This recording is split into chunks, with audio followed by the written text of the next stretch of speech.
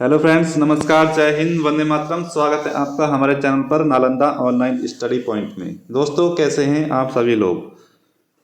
उम्मीद करते हैं दोस्तों आप सभी लोग बहुत अच्छे होंगे। दोस्तों, आज आपके लिए हम लेकर आए हैं एनसीएफ 2005 नेशनल कैरिकुलम फ्रेमवर्क के सभी महत्वपूर्ण प्रश्न सीटेट, केवीएस और रीट्स की परीक्षा के लिए बहुत ही ज़्यादा महत्वपूर्ण होने वाली है आज की हमारी क्लास। दोस्तों, अगर आपने इससे पहले वाली हमारी क्लास एनसीएफ 2005 की ईवीएस इन्वायरमेंटल स्टडीज़ की क्लासेस नहीं देखी हैं तो आप सभी से रिक्वेस्ट है कि डिस्क्रिप्शन बॉक्स में हमने वीडियो का लिंक दिया हुआ है, वहां जाकर आप सारी क्लासेस देख सकते हैं।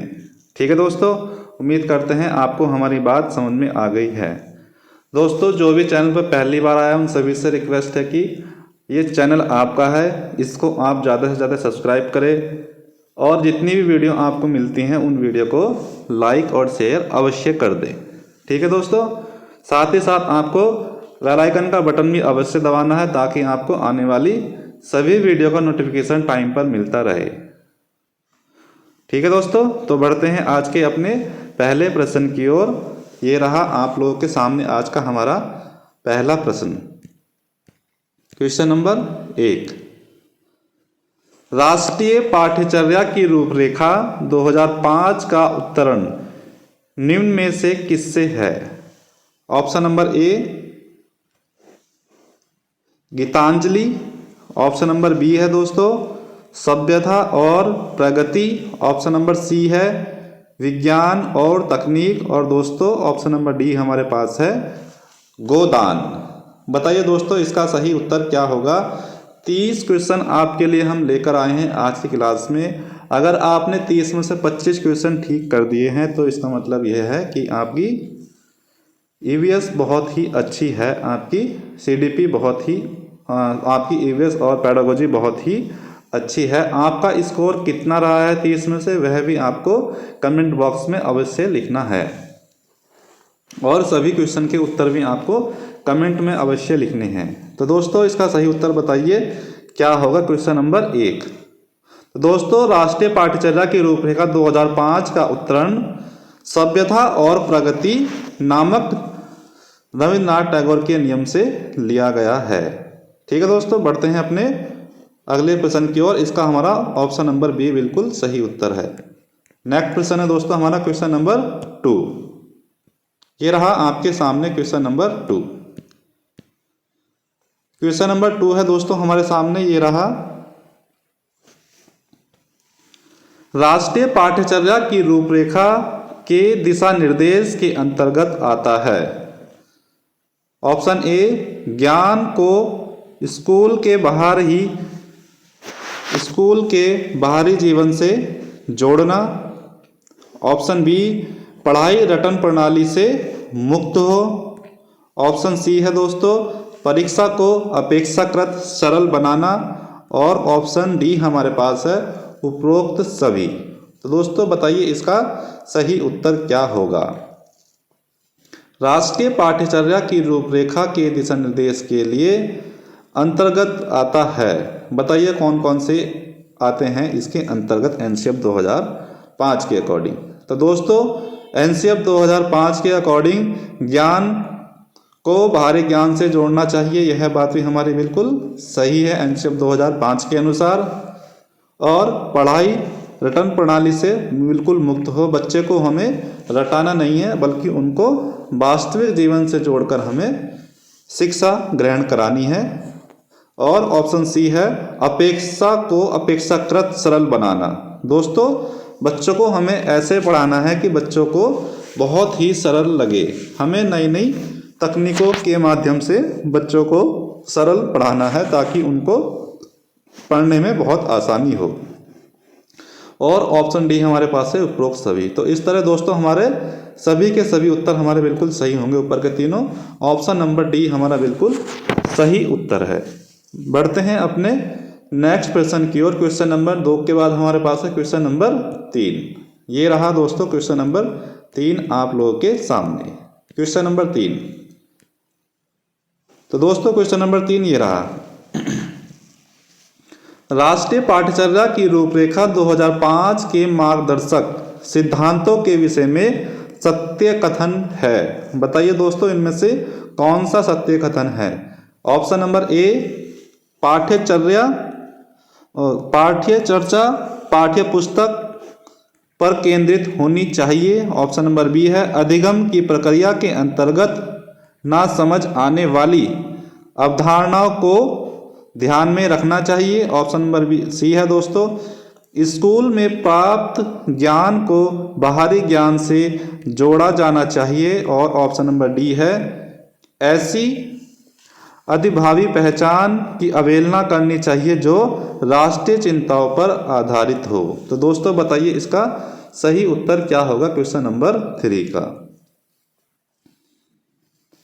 तो दोस्तों इसका जो हमारा सही कथन है ऑप्शन नंबर सी, स्कूल में प्राप्त ज्ञान को हमें बाहरी ज्ञान से भी अवश्य जोड़ना है। यह हमारा राष्ट्रीय पाठ्यचर्या 2005 के अंतर्गत बिल्कुल सही उत्तर होगा ऑप्शन नंबर सी। ठीक है दोस्तों, उम्मीद करते हैं आपको समझ में आ गया होगा। बढ़ते हैं अपने नेक्स्ट क्वेश्चन की ओर, क्वेश्चन नंबर 4। ये रहा आपके सामने क्वेश्चन नंबर 4। एनसीएफ 2005 के अनुसार सीखना एक, ऑप्शन नंबर ए विज्ञान के निर्माण की प्रक्रिया है। ऑप्शन नंबर बी है ज्ञान अवरुद्ध करने की एक प्रक्रिया है। ऑप्शन नंबर सी सीखना व्यक्ति विकास को प्रभावित करती है। और दोस्तों ऑप्शन नंबर डी है उपरोक्त सभी। दोस्तों बताइए इसका सही उत्तर क्या होगा? एनसीएफ 2005 के अनुसार सीखना एक क्या है? Question number 4। तो दोस्तों सीखना एक ज्ञान के निर्माण की प्रक्रिया है। ऑप्शन नंबर ए हमारा बिल्कुल सही उत्तर होगा क्वेश्चन नंबर 4 का।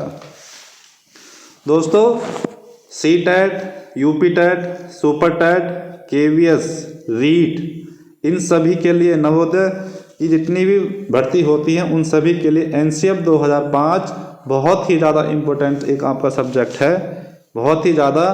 इसमें से आपके 4 से 5 क्वेश्चन प्रत्येक परीक्षा के अंदर पूछे ही जाते हैं। आज की क्लास देखने के बाद आपको दोस्तों 4 से 5 नंबर आपके एक ही क्लास से कंप्लीट हो जाएंगे। ठीक है दोस्तों, बढ़ते हैं अपने नेक्स्ट क्वेश्चन की ओर, क्वेश्चन नंबर 5।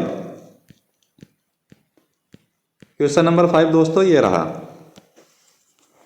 एनसीएफ 2005 के अनुसार बाल केंद्रित शिक्षा शास्त्र में शिक्षा को किस प्रकार नियोजित करने की आवश्यकता है? ऑप्शन देखते हैं दोस्तों। ऑप्शन ए अभिरुचि के अनुरूप के अनुरूप। ऑप्शन बी आर्थिक स्तर के अनुरूप। ऑप्शन सी सामाजिक स्तर के अनुरूप। और दोस्तों ऑप्शन डी है शारीरिक स्तर के अनुरूप। बताइए दोस्तों इसका सही उत्तर क्या होगा? तो दोस्तों इसका जो सही उत्तर होगा एनसीएफ 2005 के अनुसार बाल केंद्रित शिक्षा शास्त्र में हम अभिरुचि के अनुरूप शिक्षा को नियोजित करेंगे। ठीक है दोस्तों, नेक्स्ट क्वेश्चन है हमारा क्वेश्चन नंबर 6। ये रहा हमारा क्वेश्चन नंबर 6। बच्चों की शारीरिक एवं मनोसामाजिक विकास के लिए निम्न में से क्या जरूरी है? ऑप्शन ए योग, ऑप्शन बी है दोस्तों औपचारिक खेल, ऑप्शन सी है अनौपचारिक खेल और ऑप्शन डी हमारे पास है उपरोक्त सभी। दोस्तों बताइए इसका सही उत्तर क्या होगा? बच्चों की शारीरिक एवं मनोसामाजिक विकास के लिए निम्न में से क्या जरूरी है? तो दोस्तों बच्चों के शारीरिक और मनोसामाजिक विकास के लिए योग भी जरूरी होता है, औपचारिक खेल जरूरी होता है और अनौपचारिक खेल भी जरूरी होता है। तो दोस्तों इसका उत्तर हुआ हमारा ऑप्शन नंबर डी उपरोक्त सभी। क्वेश्चन नंबर सी का ऑप्शन नंबर डी दोस्तों हमारा बिल्कुल सही उत्तर है। बढ़ते हैं अपने नेक्स्ट क्वेश्चन की ओर, क्वेश्चन नंबर 7। ये रहा दोस्तों आपके सामने क्वेश्चन नंबर 7। दोस्तों ये क्लास सिर्फ आपके लिए बनाई गई है, आपके फ़ायदे के लिए बनाई गई है। बस आपसे हमारी एक ही रिक्वेस्ट है कि आपने अगर अभी तक हमारे चैनल को सब्सक्राइब नहीं किया है तो आप हमारे चैनल को सब्सक्राइब अवश्य कर दीजिए, आपसे यही रिक्वेस्ट है। और जिन लोगों ने अभी तक हमारी वीडियो को लाइक नहीं किया है, शेयर नहीं किया है, उनसे भी रिक्वेस्ट है कि वीडियो को ज़्यादा से ज़्यादा शेयर और लाइक अवश्य करते रहें। क्वेश्चन नंबर 7 दोस्तों ये रहा आपके सामने। राष्ट्रीय पाठ्यचर्या की रूपरेखा 2005 के अनुसार कक्षा में शिक्षक की भूमिका होनी चाहिए। ऑप्शन ए, एक उत्प्रेरक के रूप में, ऑप्शन बी, आदेश के रूप में,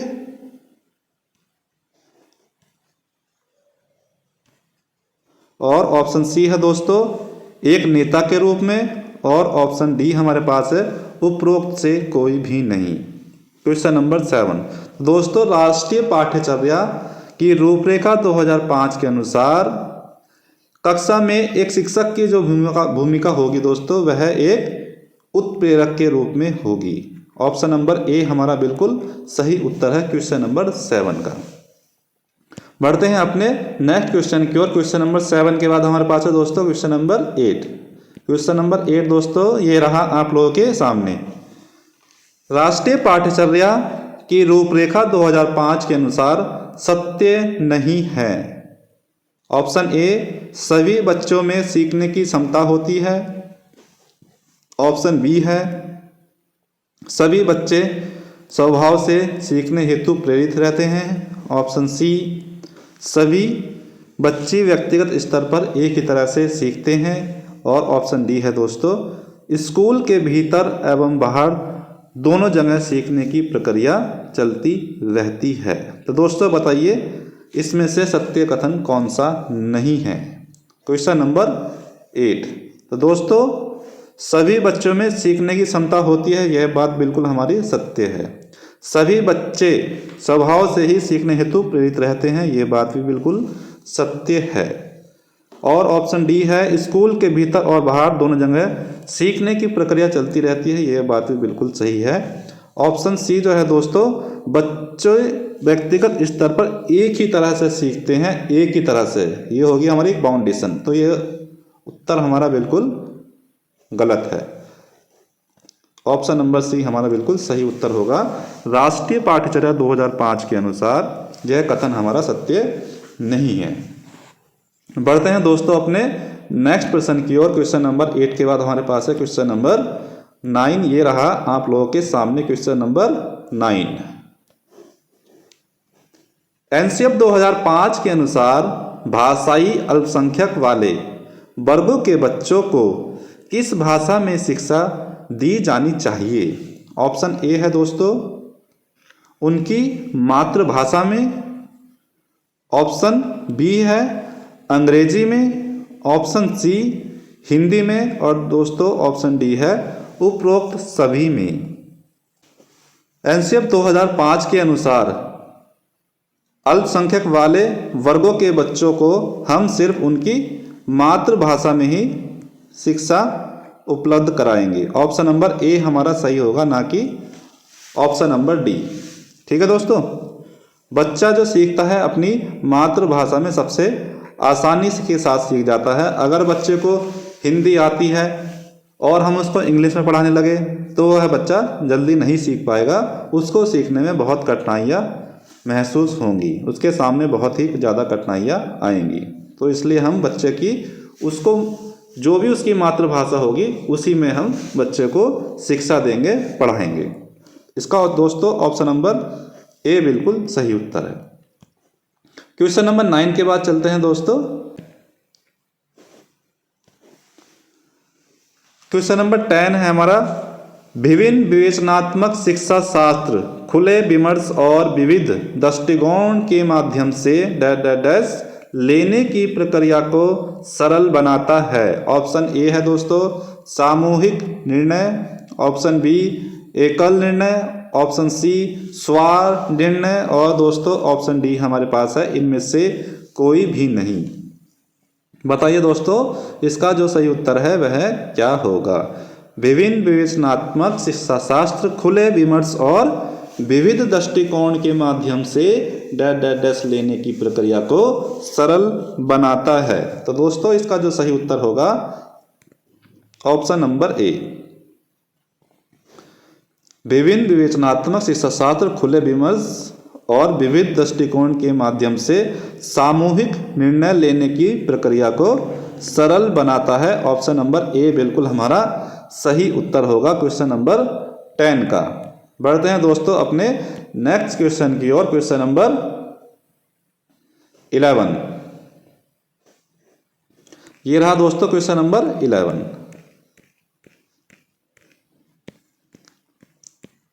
क्वेश्चन नंबर 11 दोस्तों ये रहा आपके सामने। राष्ट्रीय पाठ्यचर्या की रूपरेखा 2005 के अनुसार बच्चों के आकलन का सही तरीका क्या है? ऑप्शन ए वार्षिक परीक्षाएं, ऑप्शन बी है दैनिक गतिविधियां, ऑप्शन सी है दोस्तों अर्ध वार्षिक परीक्षाएं और ऑप्शन डी है दोस्तों इनमें से कोई भी नहीं। बताइए इसका सही उत्तर क्या होगा? तो दोस्तों एनसीएफ 2005 के अनुसार, नेशनल करिकुलम फ्रेमवर्क 2005 के अनुसार बच्चों के आकलन का जो दोस्तों सही तरीका होगा वह होगा उनकी दैनिक गतिविधियां। उनकी दैनिक गतिविधियां को हम ध्यान में रखेंगे, उसी के अनुसार हम बच्चों का आकलन करेंगे। यह तरीका हमारा सबसे अच्छा होगा। ऑप्शन नंबर बी बिल्कुल सही उत्तर होगा क्वेश्चन नंबर 11 का। ठीक है दोस्तों, उम्मीद करते हैं आपको समझ में आ गया होगा। नेक्स्ट क्वेश्चन है हमारा क्वेश्चन नंबर 12। ये रहा आपके सामने। भीड़ भाड़ वाली कक्षाओं में अध्यापन की बात करना निरर्थक है। ऑप्शन ए पिछड़े, ऑप्शन बी सामान्य, ऑप्शन सी है कक्षा केंद्रित और ऑप्शन डी है सृजनशील। तो दोस्तों बताइए इसका सही उत्तर क्या होगा? भीड़ भाड़ वाली कक्षाओं में डैश अध्यापन की बात करना निरर्थक है। Question number 12। तो दोस्तों इसका जो सही उत्तर होगा ऑप्शन नंबर डी सृजनशील। भीड़ भाड़ वाली कक्षाओं में सृजनशील अध्यापन की बात करना निरर्थक है। ऑप्शन नंबर डी हमारा दोस्तों बिल्कुल सही उत्तर होगा। क्वेश्चन नंबर 12 के बाद चलते हैं क्वेश्चन नंबर 13 की ओर। ये रहा क्वेश्चन नंबर 13। यदि बच्चे फेल होते हैं तो वे क्या दर्शाते हैं? ऑप्शन देखते हैं। ऑप्शन ए अपनी असफलता को, ऑप्शन बी है स्कूल की असफलता को, ऑप्शन सी समाज की असफलता को या ऑप्शन डी है परिवार की असफलता को। दोस्तों बताइए इसका सही उत्तर क्या होगा? दोस्तों यदि बच्चे फेल होते हैं तो वह अपनी स्वयं की असफलता को दर्शाते हैं, ना ही वह समाज की असफलता को दर्शाते हैं और ना ही वह परिवार की असफलता को दर्शाते हैं। वह दर्शाते हैं स्कूल की असफलता को। ऑप्शन नंबर बी दोस्तों बिल्कुल सही उत्तर है। ठीक है, बढ़ते हैं अपने नेक्स्ट क्वेश्चन की ओर। क्वेश्चन नंबर 13 के बाद हमारे पास है क्वेश्चन नंबर 14। ये रहा क्वेश्चन नंबर 14। राष्ट्रीय पाठ्यचर्या की रूपरेखा एनसीएफ 2005 की रूपरेखा के अनुसार गणित शिक्षण का लक्ष्य क्या होना चाहिए? ऑप्शन ए तार्किक ढंग से सोचना, ऑप्शन बी है अमूर्त नौका निर्माण करना, ऑप्शन सी संचालित करने की योग्यता का विकास करना और दोस्तों ऑप्शन डी हमारे पास है उपरोक्त सभी। बताइए इसका सही उत्तर क्या होगा? तो दोस्तों राष्ट्रीय पाठ्यचर्या की रूपरेखा 2005 के अनुसार गणित शिक्षण का जो लक्ष्य होता है तार्किक ढंग से सोचना भी होता है, अमूर्त सोच का निर्माण करना भी होता है और संचालित करने की योग्यता का विकास करना भी होता है। इसका मतलब हुआ दोस्तों उपरोक्त तीनों को कथन हमारे सत्य हैं, तो ऑप्शन नंबर डी हमारा बिल्कुल सही उत्तर होगा। ठीक है दोस्तों, बढ़ते हैं अपने नेक्स्ट क्वेश्चन की ओर। क्वेश्चन नंबर 14 के बाद हमारे पास है क्वेश्चन नंबर 15। ये रहा क्वेश्चन नंबर 15। क्वेश्चन नंबर 15 है, पर्यावरण की चिंताओं के प्रति जागरूकता को संपूर्ण स्कूली पाठ्यचर्या में व्याप्त होना चाहिए। ऑप्शन देखते हैं दोस्तों। ऑप्शन ए गणित, ऑप्शन बी पर्यावरण, ऑप्शन सी भाषा और ऑप्शन डी है मातृभाषा। क्वेश्चन नंबर 15, तो दोस्तों इसका सही उत्तर बताइए। पर्यावरण की चिंताओं के प्रति जागरूकता को संपूर्ण स्कूली पाठ्यचर्या में व्याप्त होना चाहिए। तो दोस्तों इसका सही उत्तर होगा हमारा ऑप्शन नंबर बी पर्यावरण। क्वेश्चन नंबर 15 का ऑप्शन नंबर बी हमारा बिल्कुल सही उत्तर होगा। बढ़ते हैं अपने नेक्स्ट क्वेश्चन की ओर। क्वेश्चन नंबर 16 ये रहा आप लोगों के सामने। दोस्तों क्वेश्चन नंबर 16 है, एनसीएफ नेशनल कैरिकुलम फ्रेमवर्क 2005 में गुणवत्ता आयाम शीर्षक के अंतर्गत महत्व दिया गया है।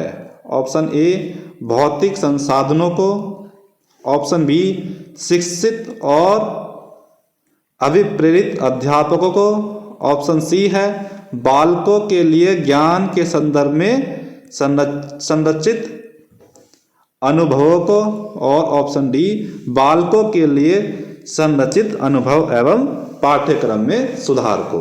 दोस्तों सही उत्तर बताइए क्या होगा क्वेश्चन नंबर 16 का। दोस्तों इसका जो सही उत्तर होगा हमारा बालकों के लिए संरचित अनुभव एवं पाठ्यक्रम में सुधार को, ऑप्शन नंबर डी हमारा बिल्कुल सही उत्तर है क्वेश्चन नंबर 16 का। बढ़ते हैं अपने अगले प्रश्न की ओर। ये रहा हमारा अगला प्रश्न आपके सामने। एनसीएफ 2005 में बातचीत की गई है, क्वेश्चन मार्क, बताइए क्या बातचीत की गई है। ऑप्शन ए ज्ञान स्थायी है, वे दिया जाता है, ज्ञान का विकास होता है और इसकी संरचना भी होती है। ऑप्शन बी है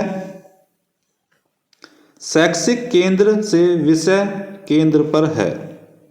ऑप्शन सी विद्यार्थी केंद्रित से अध्यापक केंद्रित की ओर, और ऑप्शन डी है इनमें से कोई भी नहीं। बताइए दोस्तों सही उत्तर क्या होगा क्वेश्चन नंबर 17 का। तो दोस्तों इसका जो सही उत्तर है हमारा ज्ञान हमारा स्थायी होता है, वह दिया जाता है और साथ ही ज्ञान का विकास भी होता है और इसकी संरचना भी होती है। तो दोस्तों हमारा ए ऑप्शन बिल्कुल सही है क्वेश्चन नंबर 17। बढ़ते हैं अपने अगले प्रश्न की ओर। क्वेश्चन नंबर 18 ये रहा क्वेश्चन नंबर 18। राष्ट्रीय पाठ्यचर्या रूपरेखा 2005 में बहुभाषा को एक संसाधन के रूप में समर्थन दिया गया है, क्योंकि ऑप्शन ए यह एक तरीका है जिससे प्रत्येक बालक सुरक्षित महसूस करे, ऑप्शन बी है भाषागत पृष्ठभूमि के कारण प्रोत्साहन देगा, ऑप्शन सी यह बालकों को अपने विश्वास के लिए प्रोत्साहन देगा, और ऑप्शन डी है इनमें से सभी। Question number 18। तो दोस्तों बताइए इसका सही उत्तर क्या होगा क्वेश्चन नंबर 18। तो दोस्तों इसका जो सही उत्तर होगा यह बालकों को अपने विश्वास के लिए प्रोत्साहन देगा, ऑप्शन नंबर सी हमारा बिल्कुल सही उत्तर है। बढ़ते हैं अपने नेक्स्ट प्रश्न की ओर। ये रहा दोस्तों क्वेश्चन नंबर 19 ये रहा आपके सामने। विद्यालय शिक्षा का अब तक का नवीनतम राष्ट्रीय दस्तावेज कौन सा है। Question number 19। दोस्तों बताइए इसका सही उत्तर क्या होगा। Option A NCF 2000, option B है एनसीएफ 2005, ऑप्शन सी है एनसीएफ 1995 और ऑप्शन नंबर डी हमारे पास है इनमें से सभी। तो दोस्तों विद्यालय शिक्षा का अभी तक का जो नवीनतम राष्ट्रीय दस्तावेज है वह हमारा एनसीएफ 2005 है। कौन सा है? एनसीएफ 2005। ऑप्शन नंबर बी हमारा बिल्कुल सही उत्तर होगा। नेक्स्ट क्वेश्चन है दोस्तों क्वेश्चन नंबर 20। ये रहा क्वेश्चन नंबर 20 आपके सामने। पाठ योजना से अभिप्राय है पढ़ाए गए पाठ को स्वयं पढ़कर जानना, ऑप्शन बी उन बातों का विवरण तैयार करना जिन्हें शिक्षक कक्षा के अंदर एक निश्चित समय में पूरा करने की इच्छा रखता है। ऑप्शन सी है दोस्तों, छात्रों से पूछे जाने वाले प्रश्नों का व्यवहारिक उत्तर देना।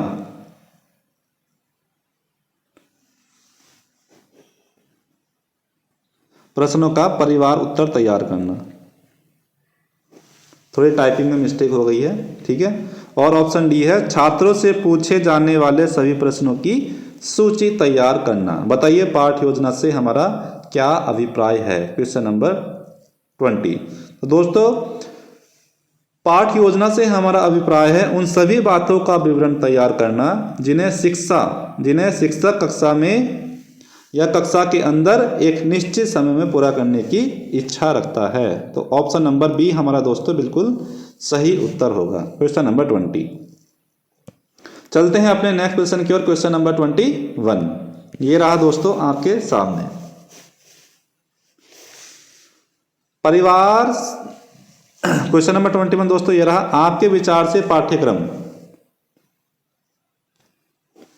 ऑप्शन ए, छात्रों की रुचियों के अनुसार होना चाहिए। ऑप्शन बी, ऐसा हो जो विद्यार्थियों की आवश्यकता अनुसार बदला जा सके। ऑप्शन सी, छात्र की क्रियाशीलता का सदुपयोग करने वाला हो। ऑप्शन डी है उपयुक्त सभी। Question number 21।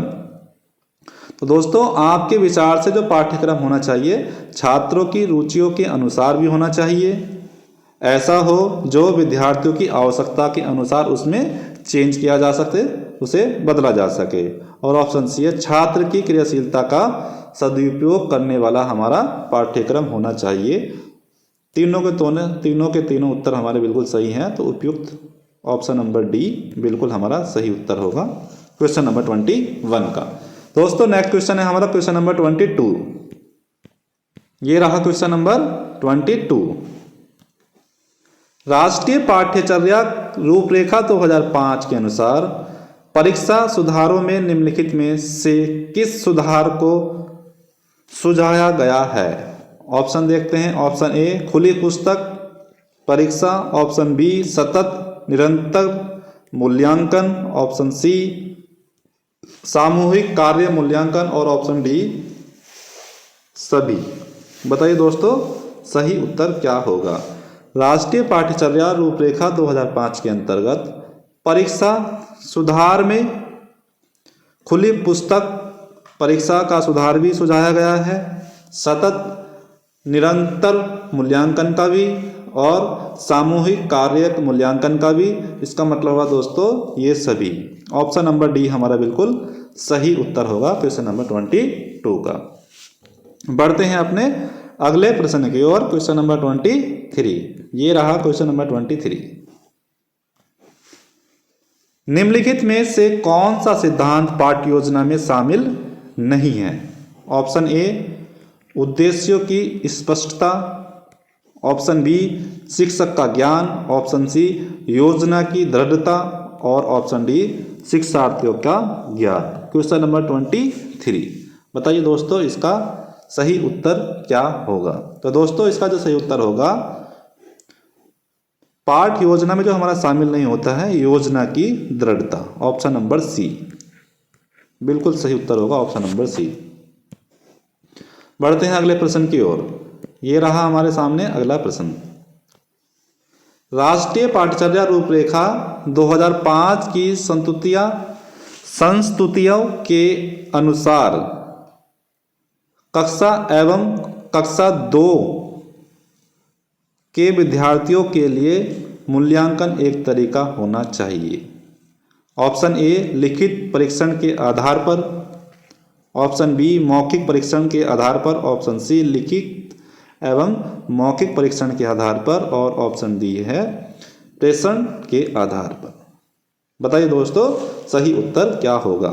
राष्ट्रीय पाठ्यचर्या रूपरेखा 2005 की संस्तुतियों के अनुसार कक्षा 1 और कक्षा 2 के विद्यार्थियों के लिए मूल्यांकन का कौन सा तरीका होना चाहिए। Question number 24। ऑप्शन नंबर ए है लिखित परीक्षण के आधार पर होना चाहिए, या फिर मौखिक परीक्षण के आधार पर होना चाहिए, या लिखित एवं मौखिक दोनों परीक्षण के आधार पर होना चाहिए, या फिर होना चाहिए ऑप्शन नंबर डी प्रेषण के आधार पर। तो दोस्तों इसका जो सही उत्तर होगा हमारा ऑप्शन नंबर सी प्रेषण के आधार पर। बढ़ते हैं अपने नेक्स्ट क्वेश्चन की ओर, क्वेश्चन नंबर 25। दोस्तों जो भी चैनल पर पहली बार आए हुए हैं उन सभी से रिक्वेस्ट है कि इस चैनल को आप ज़्यादा से ज़्यादा सब्सक्राइब करें, वीडियो को शेयर लाइक अवश्य करते रहें। क्वेश्चन नंबर 25, राष्ट्रीय पाठ्यचर्या रूपरेखा 2005 की संस्तुतियों के संबंध में कौन सा कथन सत्य नहीं है? ऑप्शन ए है दोस्तों विश्वविद्यालय को राजनीति से युक्त रखना।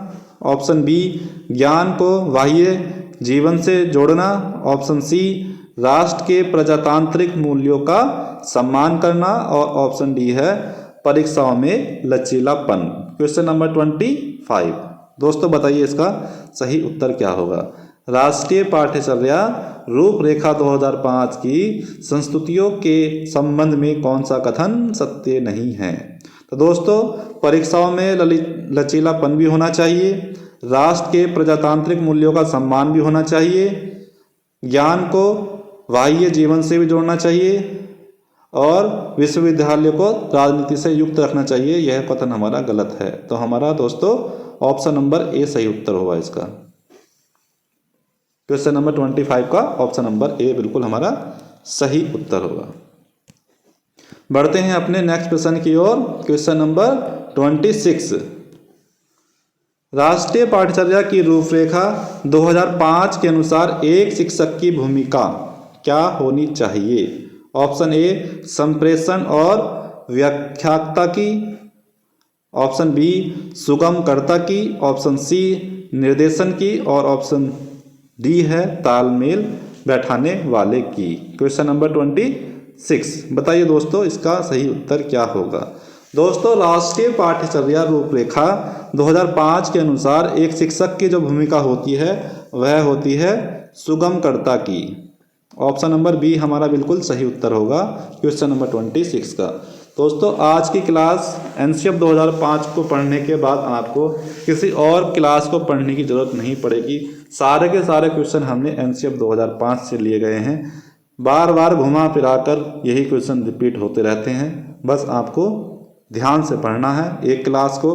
अगर आपको एक बार समझ में नहीं आती है तो आपको 1 से 2 से 3 बार ये क्लास देखनी है, आपको सब चीज़ें समझ में आ जाएंगी। नेक्स्ट क्वेश्चन है हमारा क्वेश्चन नंबर 27। ये रहा दोस्तों क्वेश्चन नंबर 27।